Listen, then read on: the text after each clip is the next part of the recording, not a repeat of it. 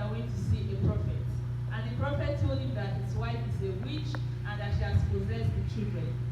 And to shock you, the prophet asked the man to poison the wife and the children.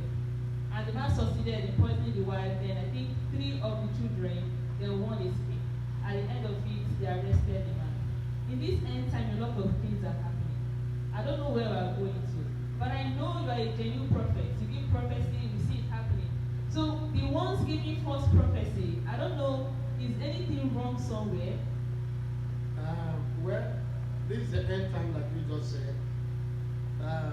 There is no prophet of God called by God or sent by God that will give a false prophet or false prophecy. Sorry, it's not possible. They're going to be accurate. Several times you'll be under my administration, and you may see me say something today, and tomorrow you're going to see them happen because God revealed it. And so the true prophet will not be saying what is not going to happen, and they speak the mind of God. You get it? If you go to some of my videos that we did like this, you're going to see where I was talking about even before the NSAT, before the killing, before all these things. I was giving the advice and I was saying how it's going to happen. Now look at it. The truth is that a lot of these men were not called. A lot of these men were not called by God. Now, how did this come up? Some of them had a mission. They just want to pull down this world Christianity. That is their mission. They just come up that they want that name pastors to be mocked. So they open the church and begin to mess around. Just to make sure that people will hear 1 or 2 things about them and then they will now relate it to pastor because they answer the name pastors. You get the point?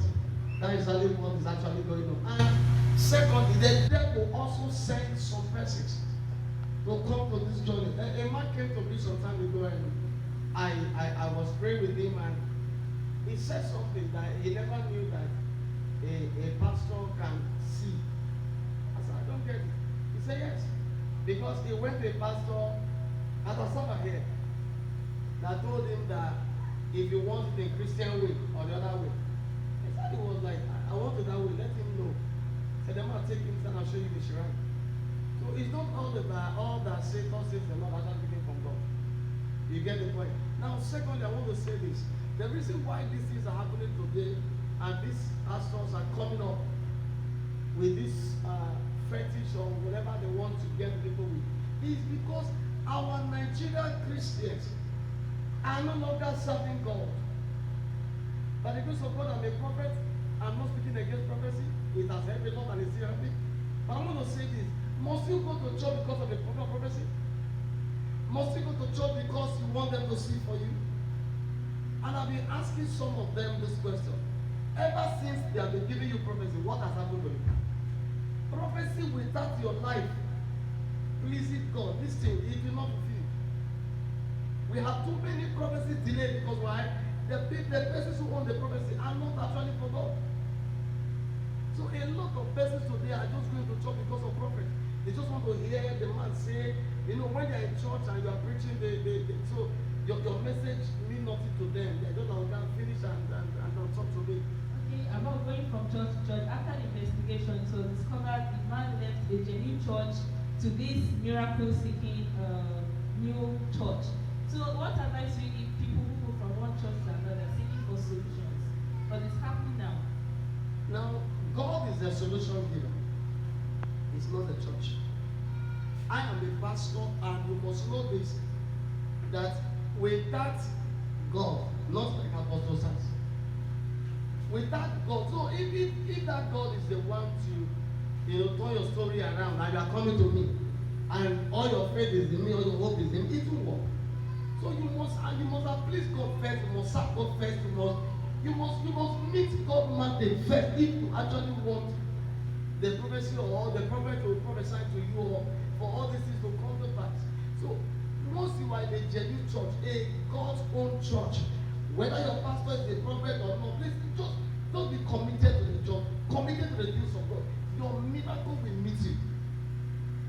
Today now, in those days, and even not even those days in the Bible, we have fivefold ministry. Now on this fivefold ministry, we have a pastor, we have a teacher, we have evangelist, we have a prophet. You get it? And we have a pastor. Now, also we have an apostle. Apostle makes it fivefold ministry. A teacher is a man that is sent to teach the word. If you see people you teach, he's not shouting, he's not screaming, but you are just getting him. You follow up. That is the teacher. You get the point. People will not come and say, come out, your name is this. You are from, no, that's not his duty. But being a man of God, people can speak the mind of God and say, by this time tomorrow, anything happen because he's a man of God. Every man of God is given of power. Now, on this case, an evangelist are those who are meant to win souls for God. Through crusade, they also have a gift of power. But they are not a prophet. A pastor are these ones that keep the flocks. They are not a prophet, but they can have the gift of power. Now, an apostle ruled on the fivefold ministry by the grace of God. That is where I belong. Apostle is a teacher, is a prophet, is an evangelist, is a pastor, and is an apostle. So a apostle had the fivefold ministry. That's why you see that the one who planted churches, like Apostle Paul. So a pastor, apostle ran a fivefold ministry. Now you discover that a prophet are made to speak the mind of God. But today, evangelist is a prophet, is a miracle worker. A pastor is a prophet, is a miracle worker. A teacher is a prophet. Once you go to their church, you no longer know whether this one is a pastor, whether he's a prophet, everybody has now become a prophet. Because they've discovered that is what Nigeria wants. And it has become a tool for business. It has become a tool for business. Most of them have left the rightful calling.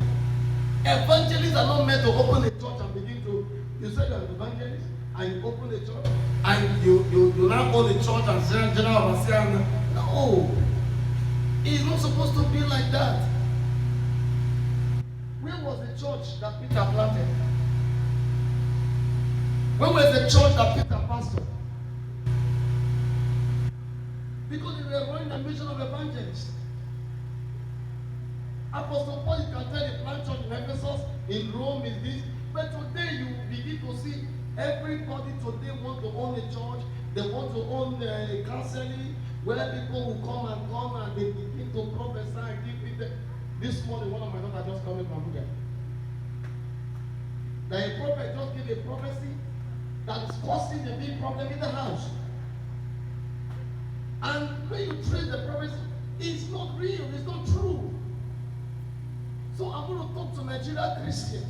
Stop being a miracle seeker. Do not allow prophecy to be a criteria for going to church.